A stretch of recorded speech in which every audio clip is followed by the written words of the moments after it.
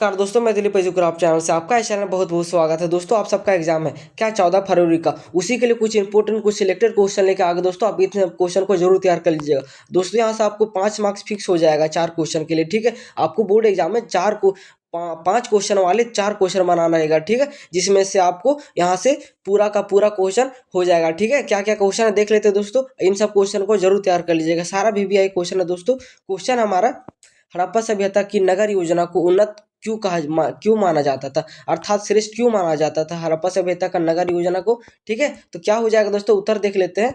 उत्तर है हमारा दोस्तों इसका, हड़प्पा सभ्यता की नगर योजना पूर्णतः योजना बंद थी दोस्तों। ठीक है, नगर ग्रिड पद्धति पर बसे थे और पक्की ईंटों का प्रयोग हुआ था। हड़प्पा सभ्यता में दोस्तों पक्की ईंटों का प्रयोग किया गया था इमारतें बनाने के लिए। ठीक है, नेक्स्ट है जल निकासी की व्यवस्था, मतलब बहुत अच्छी तरीके से वहाँ पे पूरे जल निकास की व्यवस्था की गई थी।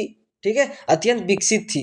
वहाँ पे बहुत ही अच्छा सारा कुछ का सुविधा होगा दोस्तों, इसलिए विकसित होगा। वहाँ पे सड़कें अच्छी होगी, एक दूसरे से समकोण पर काटती होगी, मतलब तिरछा दोस्तों, जैसे एक यहाँ है ना, एक ऐसे और एक ऐसे, ये होगा समकोण दोस्तों। ठीक है, स्वच्छता और व्यवस्था, ठीक है, पर विशेष ध्यान दिया जाता था। ठीक है, इसीलिए वहाँ पे विकसित था दोस्तों, इसीलिए उसको हड़प्पा सभ्यता को विकसित कहा जाता था। ठीक है, नेक्स्ट क्वेश्चन है हमारा, मौर्य काल को शासक, सॉरी दोस्तों, देख लेते हैं, मौर्य काल को सख्त प्रशासन का युग क्यों कहा जाता है। देख लेते हैं क्यों कहा जाता था, आंसर को देखते हैं। मौर्य काल में शासक शासक व्यवस्था केंद्रीय थी। ठीक है, मौर्य काल में शासन व्यवस्था केंद्रीय थी दोस्तों। ठीक है, केंद्रीय मतलब एकजुट, केंद्रीकृत थी। राज्य सर्वोच्च सत्ता का केंद्र था। ठीक है, नियमित और व्यवस्थित का वसूली होता था। गुप्तचर तंत्र के द्वारा प्रशासन पर नियंत्रण रखा जाता था दोस्तों। राज्य की नीति जन कल्याण पर आधारित थी दोस्तों। ठीक है, नेक्स्ट है हमारा तीसरा प्रश्न, कह रहा है महाभारत को ऐतिहासिक स्रोत के रूप में क्यों महत्वपूर्ण माना गया है। क्यों माना जाता था दोस्तों, उत्तर देख लो आप, क्यों माना जाता था। सो सीधा आपके ये सब क्वेश्चन पूछ देंगे, आप इन सब क्वेश्चन को जरूर तैयार कर लीजिएगा। ठीक है, महाभारत से प्राचीन भारतीय समाज की विस्तृत जानकारी मिलती है। इसमें जाति व्यवस्था और सामाजिक संरचना की वर्णन है। ठीक है, राजनीतिक संघर्षों का उल्लेख मिलता है दोस्तों, बिल्कुल मिलता है, आप सब देखा ही होगा। पारिवारिक और सामाजिक संबंधों को समझने में सहायता। ठीक है, परिवार को समझने में बहुत ही सुविधा मिलती है इससे। ठीक है, यह भारतीय संस्कृति पर महत्वपूर्ण ग्रंथ है, भारतीय संस्कृति का महत्वपूर्ण ग्रंथ है दोस्तों। ठीक है, नेक्स्ट है हमारा, सारा चैप्टर से ले लिया हूँ दोस्तों, जो आपके 5 मार्क्स में पूछिएगा। ठीक है, सारा चैप्टर से लिया हूँ, देख लो क्वेश्चन क्या कह रहा है। क्वेश्चन कह रहा है दोस्तों, बौद्ध धर्म को सुधारात्मक आंदोलन को सुधारात्मक आंदोलन क्यों कहा जाता था। ठीक है, क्यों कहा जाता था देख लेते हैं, देखो क्यों कहा जाता था। सो बौद्ध धर्म ने जाति भेद और कर्म कांड का विरोध किया। ठीक है, इसने अहिंसा और अरुणा की का प्रचार किया दोस्तों। ठीक है, समानता और नैतिक जीवन का संदेश दिया, सरल आचार और व्यवहार पर बल दिया, जनसंधारण को धर्म से जोड़ा दोस्तों। ठीक है, नेक्स्ट है हमारा, जल्दी जल्दी क्वेश्चन को देख लेते दोस्तों, बहुत ही क्वेश्चन है, इसलिए हम जल्दी बताने का कोशिश कर रहे हैं आपको। क्वेश्चन दोस्तों 5वां नंबर, अभिलेख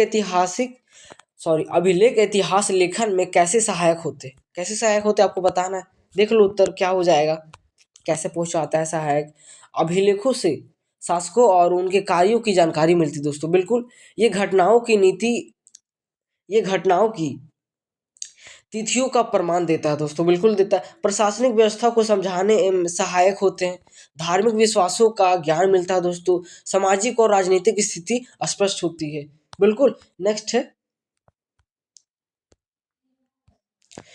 इस्लाम धर्म ने समाज में समानता कैसे स्थापित की, बताना आपको कैसे की है, देख लो कैसे पूछा है, देख लेते हैं। इस्लाम धर्म ने एक ईश्वर की अवधारणा प्रस्तुत की। ठीक है, इसमें जाति भेद को स्वीकार नहीं किया गया, सभी के लिए समान धार्मिक कर्तव्य निर्धारित किए गए दोस्तों, भाईचारे और समानता का संदेश दिया गया, नैतिक और अनुशासित जीवन पर बल दिया गया दोस्तों इस्लाम धर्म में। ठीक है, नेक्स्ट है 7वां नंबर प्रश्न क्या है, भक्ति आंदोलन ने सामाजिक एकता को कैसे बढ़ाया, देख लो कैसे बढ़ाया। सो भक्ति आंदोलन ने जाति भेद का विरोध किया दोस्तों, सातों संतों ने सरल भाषा में उपदेश दिए, ईश्वर भक्ति को मुख्य मार्ग बताया गया। ठीक है, प्रेम, अहिंसा, अहिष्णुता और समानता का संदेश दिया गया, समाज में सुधार और एकता की बढ़ावा भावना बढ़ी दोस्तों। ठीक है, नेक्स्ट क्वेश्चन है हमारा, कह रहा है आपसे, नेक्स्ट क्वेश्चन क्या पूछ रहा है देख लो, प्राचीन भारत का व्यापार समृद्ध क्यों था, प्राचीन भारत का व्यापार समृद्ध क्यों था, बताना आपको क्यों था, देख लो। उत्तर हो जाएगा दोस्तों, प्राचीन भारत में स्थल और जल दोनों मार्गों से व्यापार किया जाता था। ठीक है, विदेशी देशों से व्यापारिक संबंध थे, विदेशों से भी संबंध था दोस्तों। ठीक है, व्यापारिक नगरों का विकास हुआ, सिक्कों का प्रयोग प्रचलित था, शासकों द्वारा व्यापार को संरक्षण दिया जाता था दोस्तों। ठीक है, नेक्स्ट है मुगल स्थापत्य कला को विशिष्ट क्यों माना जाता है, तो बताना, देख लो उत्तर क्यों माना जाता था।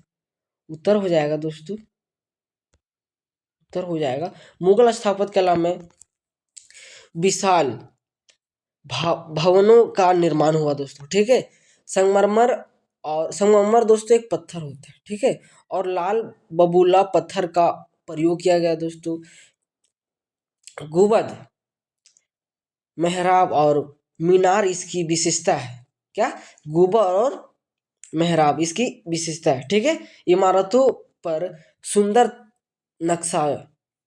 नक्काशी की गई दोस्तों, मतलब सुंदर नक्शे का द्वारा तैयार किया गया था दोस्तों, इसके बारे में बताया है। फारसी कला का प्रभाव स्पष्ट दिखाई देता था। ठीक है, नेक्स्ट है 10 नंबर प्रश्न, कह रहा आपसे, मुगल भू राजस्व व्यवस्था का किसानों पर क्या प्रभाव पड़ा, बताना आपको, देख लो उत्तर जल्दी से। मुगल काल में भूमि का मापन किया गया, उपज के आधार पर निर्धारित होता था दोस्तों, उपज के आधार पर कितना उत्पादन होता है उसको आधार पर किया जाता था। ठीक है, जमींदार कर वसूली में मध्यस्थ बने, इसे राज्य की आय बढ़ी, कई बार किसानों पर कर का दबाव बढ़ गया था दोस्तों। ठीक है, आप इन सब पॉइंट को लिख देते हो, एक नंबर नहीं काटेगा आपका एग्जाम में। ठीक है, देख लेते अंतिम प्रश्न और लास्ट प्रश्न कह रहा है, औपनिवेशिक नगर आधुनिक क्यों माना जाते थे।